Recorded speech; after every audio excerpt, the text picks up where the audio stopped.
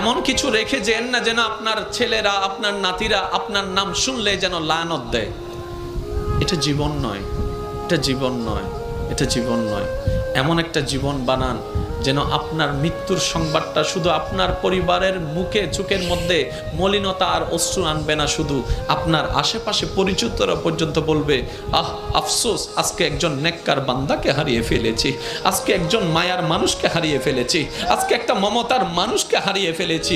যেভাবে সিদ্দিকে আকবরের দুনিয়া থেকে যাওয়ার পরে জগৎ কান্না করেছে, ফারুকে আজম যাওয়ার পরে জগৎ কান্না করেছে, ওসমান ও আলী যাওয়ার পরে জগৎ কান্না করেছে, ইমাম হোসেন কারবালায় শহীদ হওয়ার পরে 2022 সালে চট্টগ্রামের মানুষ পর্যন্ত কান্না করছে।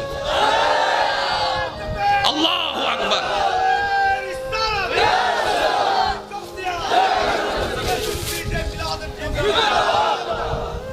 কে দিছে?